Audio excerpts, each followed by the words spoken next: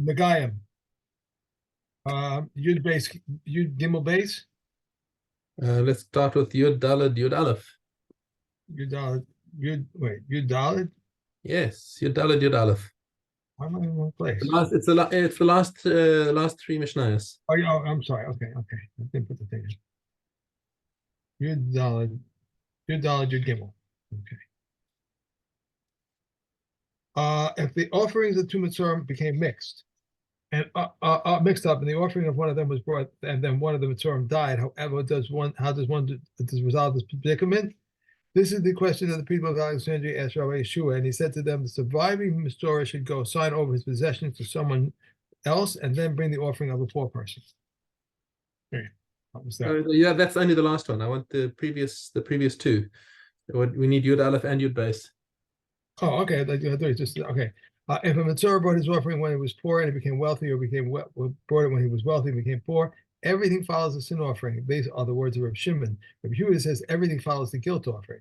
A poor Mitzvah who brought the offering of a wealthy person has fulfilled his obligation, but a wealthy person who brought the offering of a poor person has not fulfilled his obligation. A person may bring the offering of a poor person on behalf of his son, his daughter, or slave, or maidservant, and thereby enables him to eat from his offerings. Rabbi Yehuda says, just like a wealthy man must bring for himself the offering of a wealthy, so he must bring for his wife the offering of the wealthy, and the same holds true for any offering in which she is obliged. Okay. Great. On to Maseches Parah. Okay. Right. Yeah, you got Maseches Parah there. All right. So right. Okay. Olive. Okay. The rebellion says the church. No. Me. Oh, come on. I wanted to do it. Go ahead. Sorry. My job. I only get to do three Mishnayos out of all the 24. You do another 21. You'll be fine. Right. Yeah. Okay. All right. So Parah, we're dealing with the halachas of the Parah Duma.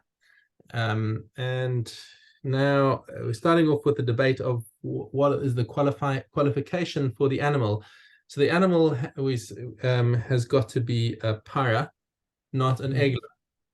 Okay. Right. So the first thing is the definition is where does a calf transition to becoming a bull or a cow, and that's the first thing over here. And egla is also used in a different definition, because egla has to be used for an egla arufa. Right, when you have the egla arufa, it's got to be something that meets the qualifications of an egla, and when it's a para aduma, it's got to be a para. So where's the line that you draw between the two? Rabbi Eliezer Omer egla bashnasa. He says it's got to be a cow in its first year is called an egla. Okay, upara bashtaim, and once it's in its second year, it's already called a para. Chachamim omrim egla bashtayim upara bashalosh. So they say for 2 years it's defined as an egla, and only in the third year does it become defined as a para. Okay, okay, bashalosh or bas arba, even 4 years is also fine. Okay. Rabbi Meir Omer, af bas chamesh kshera hazkena ela she'ein mamtinin la Hashem atashchir v'lo shelo tipasel. So Rabbi Meir says, look, technically speaking, you could go into the 5th year as well, but why are you sitting on a para aduma? How often do you get a para aduma in your life?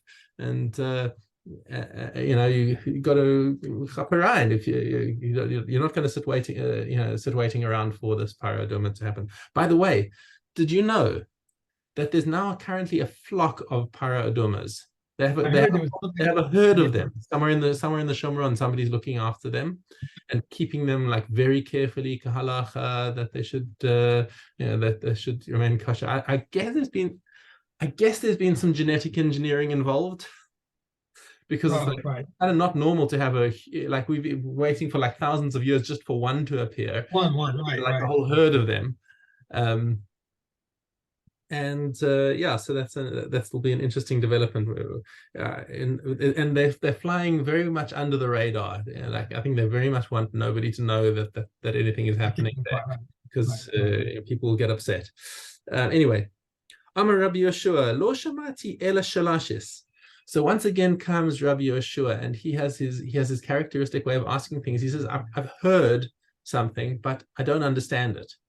You know why this is? Why specifically Rabbi Yeshua is in the position of often asking the question, I have heard such and such, but I don't understand. Okay, why is that? Do you remember why? No, I'm sorry, I don't. So now, do you remember in Pirkei Avos, we have Rabbi Yochanan ben Zakkai has 5 Talmidim. Right. And there's Rabbi Eliezer and Rabbi Yeshua and all of his 5. Okay, and he enumerates their praises. Rabbi Eliezer is the Borsud She'enem Abed Tipai. He's like a cemented cistern; it doesn't lose a drop. And Rabbi Yeshua, he praises Ashrei Yoladato. Praiseworthy is the one who gave birth to him. What a strange praise! Why? Do you remember why he praised him like that? Why he praised Rabbi Yeshua's mother? I want to say something about asking questions, but No. I'm not No. sure now.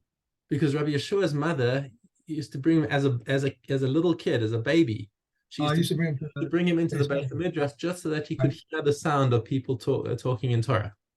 Right. Okay.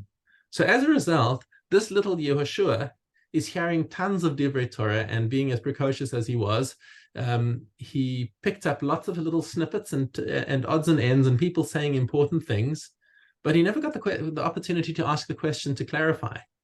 So he's got a whole bunch of mamarim that in his head that he heard, but he doesn't understand. Okay, so in this case, often you see it's Rabbi Akiva comes and answers it, but in this case, it's going to be Ben Azai. So Rabbi Yeshua says, "Lo shamati el shalashis." It's this weird wording of shalashis, which is a strange word. Amru lo ma lashon shalashis. What does that even mean? Amar lahem kach shamati stam. That's what I heard. Yeah. Amar ben Azai. Ani afaresh. Now I know why this is. Im omerata shlishis. If you say shlishis, then shlishis is third, which means 1, 2, 3, third in order. Okay, lacharon biyamin, lacheres b'aminyan. Right? It's one that comes after number 1 and 2. Kashiata omer shalashis, but when you use the lashon there, shalashis bas shalosh shanim, it means that it must be 3 years old. So Rabbi Yeshua is saying that so basically Ben Azai is explaining that Rabbi Yeshua's Masorah is explaining that the Parah Adoma has to be 3 years old, i.e. in its 3rd year. Kayotzebo Amru, there was a similar discussion that happened with Rabbi Yeshua, which is a bit of a tangent from Parah Adoma, but we also heard of the term Kerem Revai. Revai, okay. Amru lo ma lashon Revai. What does Revai even mean? Amar lehem kach shamati stam. I just heard this word. Amar ben Azai ani paresh. Says ben Azai again. Im omer ata revi'i le'acharim b'minyan. Revi'i would mean 4th. Okay. Kshiata omer revai ben arba shanim. That means that it's 4 years old. Okay. Kiyotze bo amru ha'ochel b'vais ha'menuga. Pras mishalosh lakav. So if one is eating, we've just come out of Maseches Negaim, and we saw that if somebody stays inside a house long enough to eat a small meal, then also his clothes become tameh. Okay. So now the question is, and how do we define what's a small meal? It's a pras mishalosh lakav. It's which is he stays enough to eat a pras, which is a half of a loaf. Which is when you make 3 kikaros from 1 kav of kemach. So if you make, okay, so basically you do the math on this and say, okay, this works out. Amrulo emor mishmone esrei l'sa. So why say pras mishalosh lekav? Why not do the math, multiply out and use easier numbers and say it's from 18 for a sa'ah? Okay, because you've got 6 kav in a sa'ah, and okay, so that's typically that's more of a baking sort of a quantity when bakers make these things. Okay, Amar lehem kach shamati stam. This is the lashon that I heard, and I don't know why. Amar ben Azai ani afaresh. I'll explain to you why you did this. Im amayata mishalosh lekav ein bo chala. So if you say the smaller quantity, then you don't have to take challah from it, okay? Which means that it's the full quantity. But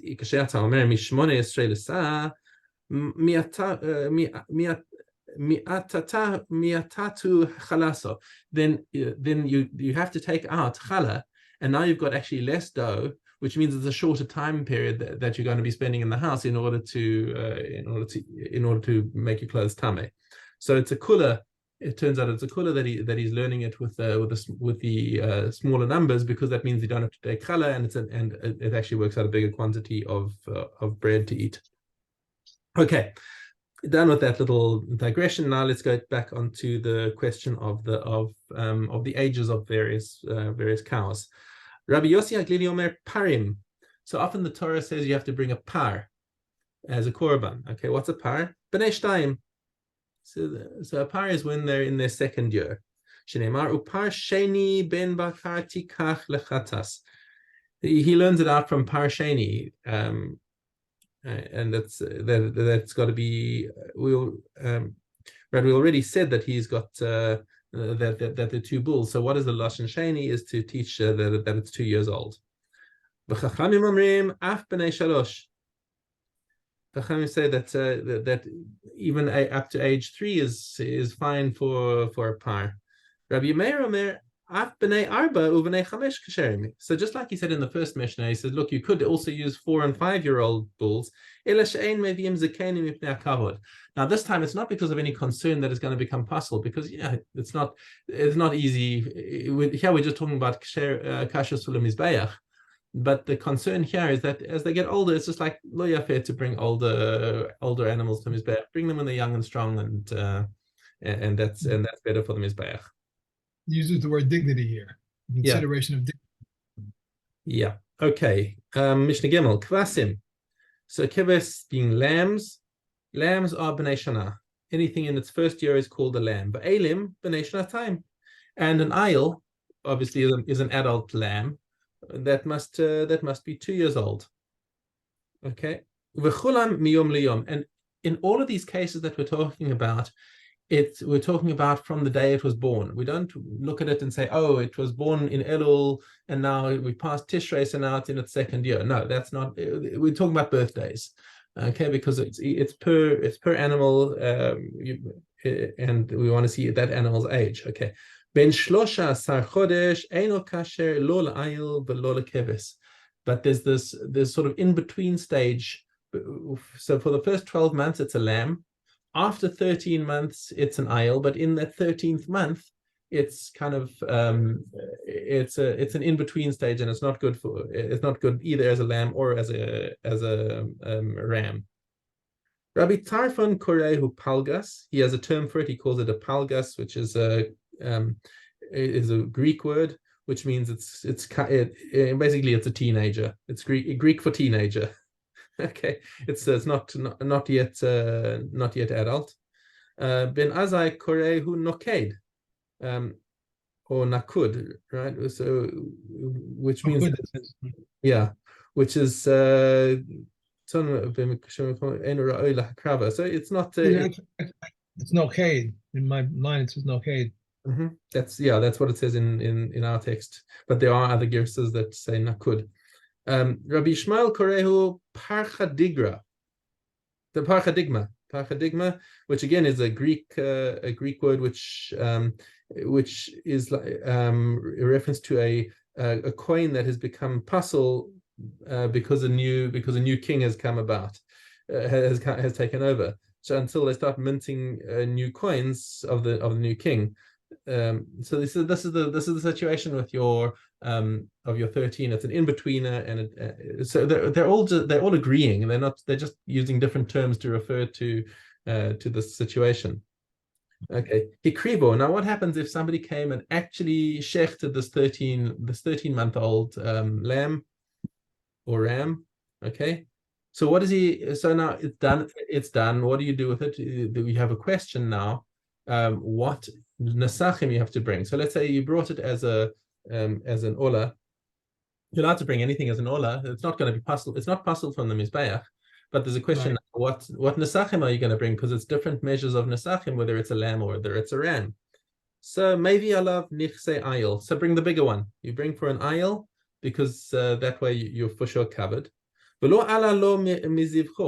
if he promised to bring an ayil as his olah. Let's say he made a nadava. He said, I'm going to bring an ayil. And he brought this animal, he's not yotze. If he promised to bring a lamb, he's not yotze. Although, I'm just remembering now that this is a thing where it was machlokes Rebbe and Chachamim. Rebbe said you have to bring exactly what you said. Chachamim said you can bring more. So if he said he could bring a lamb, then he probably would be yotze because this is at least a lamb. Right, So, right. Okay, ben 13 chodesh v'yom echad harei ze ayil. But once it's one day over 13 months, it is called an ayil, and we're good to go. All right, let us go back to Negayim, Yud Gimel Beis.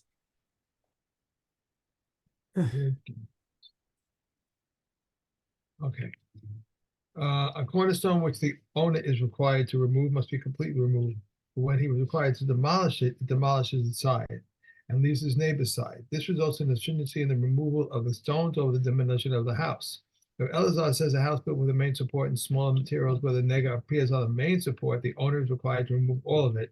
Where it appears on the smaller materials, he's required to move his side and leave his neighbor's side. If a house on which a nega appears has an upper story, the beams are considered part of the upper story. If the nega appears in the upper story, the beams are considered part of the lower story.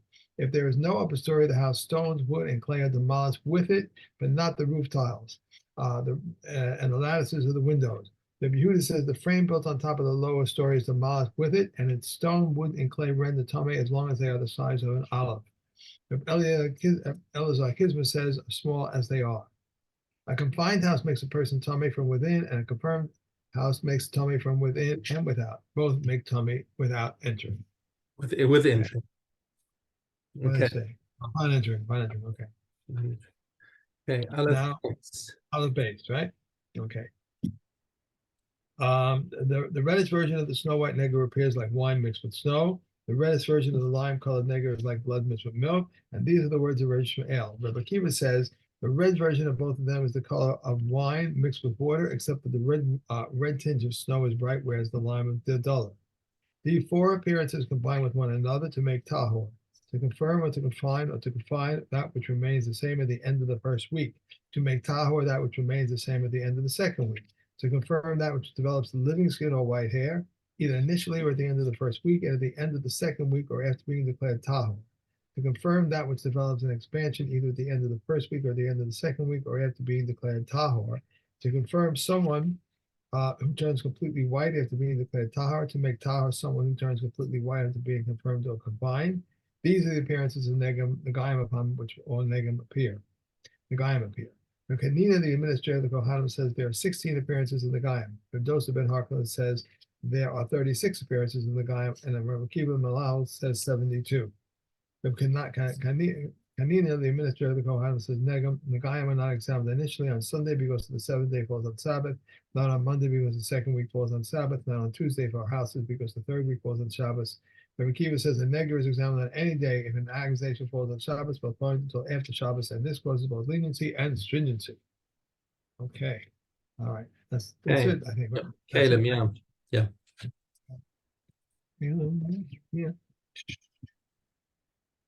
And Caleb, we have test Zion dollar. At what point do leather utensils become susceptible to contracting tumor? A shepherd's pouch from when the craftsman edges it and trims it, and he inserts its drawstrings. Rabbi Yehuda says from when he attaches its loops. A leather tanner apron from when he edges it and trims it and attaches its sassage. Rabbi Yehuda says from when he attaches its rings. The leather bedspread from when it edges it and trims it, and Rabbi Yehuda says from when he attaches its strings. A pillow and mattress of leather are susceptible from when he fully stitches them and trims them. And Rabbi Yehuda says from when he sews them and leave over in them a space smaller than 5 handbreadths. But the tilia is kame, but a kasina is tahor. Fruit covers made of leaves are tahor, but those made of twigs are tame. And a wrap into which one places fruits and from which one removes them is tame. But if you cannot do so without tearing it or untying it, it's tahor. The leather glove of winnowers or wayfarers or of black workers is tame, but the glove of dyers or blacksmiths is tahor. Rabbi Yossi says also the glove of bean grinders is the same as they. This is a general rule. A glove that is meant to hold things is tummy, and that which is used because of perspiration is tahor. Okay. We go on to Zvachim. Aleph, Aleph. That's actually a good point. I forgot to bring my Zvachim. All right, let me pick it up. I'll pick it up on my phone over here. Forgot to Should I bring up. wait? Want me to wait or? Yeah, just give me a second. I'll be there now. Go. All sacrifices which have been slaughtered for a designation other than their own are valid, but they are not credited to the owner as a fulfillment of his obligation except for the Pesach and Katas offerings, and the Pesach offering at its proper time, and the Katas offering at all times. If Eliezer says, also the Asham offerings, the Pesach offerings at its proper time, and the Katas and Asham offerings at all times. If Eliezer says the Katas offering comes to atone for sin, and the Asham comes to atone for sin, just as the Katas offering is disqualified, if it is intended for a designation other than its own, so too the Asham offering is disqualified if it is intended for a designation other than its own. Yeah, that's it. Okay, wait, That's now you've got to do the last two of Horayos. Right, okay. Here, and we have Gimel Zion. A man takes possession over a woman in matters pertaining to life and turning to a lost article. A woman takes precedence over a man in matters pertaining to clothing and releasing it from her captivity. If they both stand to be molested, a man has precedence over a woman. A Kohen takes precedence over a Levi, and a Levi takes precedence over a Yisrael. Yisrael takes precedence over a Mamzer, and a Mamzer takes precedence over a Nissanite. A Nissanite takes precedence over a convert, and a convert takes precedence over a freed slave. When is this? When they're all equal. But if the Mamzer is a Torah scholar and the Kohen Gadol is ignorant, the Mamzer who is a Torah scholar takes precedence over the Kohen Gadol who is ignorant. Hadran Alach, Maseches Harayos, Hadran Alach, Seder Nezikin. Katsubis, Dalad Yud. If he did not write for her sons that you will have from me, they will all inherit the money from the Ketubah above what they share with their brothers. If he nevertheless, he is not liable, he is a condition established by the court. If he did not write daughters that you will have from me shall live in my house and be supported from the property until they are married, he is nevertheless liable since it is a condition established by the courts. If he did write, you shall live in my house and be supported by my property all the days of the duration of your widowed in my house, he is nevertheless liable since it's a condition established by the court. In this manner, the people of Yerushalayim used to write, the people of Galil used to write like the people of Yerushalayim, and the people of Yehuda used to write until the heirs wish to give you your ketubah. Therefore, if the heirs so desired, they may give her ketubah and dismiss her. Okay, one more. That's it. Okay, and we have the last one is Truma. All right. Truma, we have excuse me 1 second, Joan, could you ask if she has the does she has the guitar? And if not, she can give me the guitar. Has what? The guitar. All right, I need it. All right. Sorry. Okay, here we go. If one was eating a dinner of grapes and he entered from the garden into the courtyard, Reb Eliezer says he may finish it. But Reb Yeshua says he may not finish it. If it became dark on the eve of Sabbath, Reb Eliezer says he may finish it, but Reb Yeshua says he may not finish it. If Truma wine was found uncovered, it must be poured away, and needless to say, if it's chulin, these three liquids are forbidden if they remain uncovered: water, wine, and milk. But all other liquids are permitted. How long must they may remain so to become forbidden? This time it takes for reptiles to come from a nearby place and drink. And last, we have the quantity of uncovered water sufficient for the venom to be offset. Rabbi Yoshi says in vessels, any quantity, and on the ground, 40 sa'as. Okay. In our house, Wow, we made our din of my Megulin is because of cats. it. Yeah. Because of the cat. And it's not just like a chashash. If you have left a container of water unattended, it's a chazaka Right. that our cat has drunk from it. This cat won't, he's on my lap. Just he won't